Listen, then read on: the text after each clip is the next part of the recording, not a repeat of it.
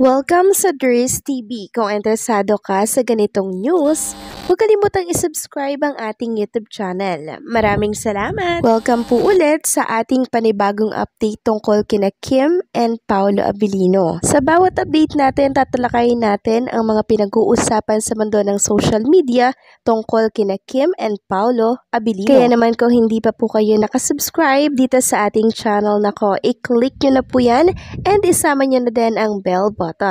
So, ayun, welcome back again sa ating YouTube channel mga kakimpaw. And sa update natin ito, ang pag-uusapan natin ay tungkol sa mga importanteng ganap kina Kim and syempre kay Paolo Abilino. Pero bago po ang lahat, maraming salamat sa patuloy po na pagsuporta sa mga daily update natin. Pero bago tayo magpatuloy, narito muna ang mga napili nating komento patungkol po yan sa naging previous update natin. Unang komento mula po ito kay Christita Atad. Sabi niya, "Hi Miss Dris, I'm very happy to see Kim Pao na niyakap ni Pao si Kimi. Salamat din sa mga update mo palagi kaya lagi akong nag-check sa channel mo. Thank you always for updating us. God bless and more update from Kim Pao." Maraming salamat po sa komento, ginang Christita Atad. Huwag kayong mag-alala, no? Dahil hindi po tayo magsasawang mag-update tungkol sa mga kaganapan po kay Kim and Paolo Abilino. And salamat din po dahil patuloy kayong nakikinig, wala kayong sawa sa pakikinig sa mga update ko, no? Kayo po ang dahilan, kaya po ako nagpapatuloy and syempre kay Kim and Paolo Abilino. So, ganyan po talaga si Kim and Paolo, mga kakimpaw, lalo na po pag off-cam, talagang doon lumalabas yung kulit nila. Lalo na po si Paolo Abilino, kitang-kita naman natin kung gaano po siya ka-sweet kay Chinita Princess, lalo na pag off-cam. Kita naman natin, 'di ba? Talagang nag-holding hands sila. Si Paolo talaga yung kumukuha ng kamay ni Chinita Princess. Ang kulit nila, 'di ba? Tapos pag nakaharap naman sa camera itong si Paolo Abilino, mahiyain, tapos hindi niya magawa yung mga ganyan. Pero syempre, hindi kasi si Kim and Paolo yung PDA, 'di ba? Hindi sila pa PDA. Gusto po nila ay sa private nila yan ginagawa. And syempre, walang nakaharap na camera. Sakto naman po na meron doong Kim Pao fans na nakatutok yung camera kay Kim and Paolo Abilino. Di nahuli po yung sweet moment, no? Ni Kim and Paolo Abilino. Kaya ang daming masasayang mga Kim Pao Nation sa ganap na yun. Kaya sana walang mamumulis pag hindi kasama sa eksena, 'di ba? Okay lang yun. Pero pag kasama sa eksena, yun yung bawal. Pero pag hindi, pwede natin yang i-share para sa mga Kim Pao fans na talaga naman pong nangungulila, no, kay Kim and Paolo Abilino. Kasi hindi na nga nakikita si Kim sa It's Showtime, tapos pagkakaitan pa ng mga ganap. So, wag namang ganun. 'Di ba? Wag mamumulis. So, maraming salamat po sa komento, ginang Christita Atad. God bless and mabuhay kayo. At ang sunod na comment ay mula po kay ginang Teresa Burka. Sabi niya, mga selfish yung iilan na Kim Pao fans.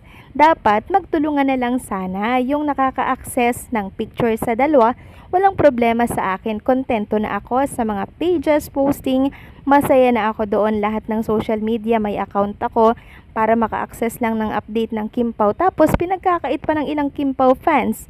Yun na lang kasiyahan ng mga malalayo na Kim Pao fans. Ayusin naman po sana yung mga post para hindi makagulo sa iilan. Maraming salamat po sa komento, ginang Teresa Burka. Yes, agree po ako sa inyong mga sinasabi, no? Yung iba talaga sobrang selfish, 'di ba? Merong mga namumulis, pare-parehas lang naman tayo, 'di ba? Na nagmamahal kay Kim and Paolo Abilino. And gusto lang din natin na maging masaya yung mga Kim Pao fans na wala pong access kay Kim and Paolo Abilino. Kaya kahit meron po akong gustong i-share, no, sa mga listener natin, sa mga subscriber natin na Kim Pao fans, hindi po ma-share kasi tayo naman yung aawayin, 'di ba? Parang ganun parang iba kasi yung dating mga kakimpo pag may mga ganyan po na namumulis. Dapat magtulungan na lang sana, 'di ba? Kung ano po yung po pwedeng ma-share na hindi naman restricted, pwede yung i-share. Huwag tayong madamot, 'di ba? So maraming salamat sa komento, ginang Teresa Burka. God bless and mabuhay po kayo. So, ilang araw na lang mga kakimpaw ay babalik na po si Kim and Paolo Abilino dito sa Manila. Siguro nasa 2 to 3 days na lang yon mga kakimpaw. Tapos, uuwi na sila ng Manila. Grabe. Sino nakamiss kay Kim and Paolo? Sino nakamiss kay Kim sa It's Showtime? Malamang ang lahat, di ba? Na-miss po si Chinita Princess. Huwag kayong mag-alala kasi sa mga susunod na araw makasama na natin siya sa It's Showtime. Samantalang next topic naman tayo, i-share ko po sa inyo itong post ni Attractive Creation. So may warning po siya mga kakimpaw. Sabi niya dito, Gawa Dangal Pilipino Awards, hindi mahalaga kung sino ang mauna o manalo. Ang mahalaga makatulong ang Kimpaw fans sa proceed ng programa nyo at nakita nyo po ang kayang gawin ng Kimpaw fans. Ang sa amin, isure po muna namin ito bago magpatuloy dahil pera ito, hindi lang kami ang mawawalan maging ang ibang fandom. Pero, yung sabihin nyo ito, parang sintonado po, pinapatunayan nyong paligsahan ang dating at hindi para makatulong. Imbis magpasalamat kayo at matuwa kayo, kuha nyo gigil ko po. Actually, nireview ko ang page na yan, pababa nung sinabi nilang nominee as Best Actress si Kim at ang nakita ko parang walang tao kada post niya, sumasabay na lang din ako sa agos.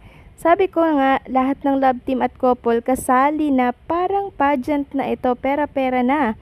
So, sinimulan natin, tatapusin natin, sumunod na lang kasi ang ibang fandom kasi nagseryoso tayo. Tapos, sabi niya dito sa comment niya, legit, may nagsasabing hindi daw po ito totoo. Then, may nag-comment na yes, yung Kimpaw Global nag-warning. Then, sumagot po si Gawa Dangal Filipino Awards. Sabi niya, dahil ba naungusan na kayo, super legit ito. Then, eto pa yung sabi ni Gawa Dangal Filipino Award. We love Kim Chiu and Paolo Avellino. Wag niyong sisiraan image nila dahil sa mga walang tiwala nyo.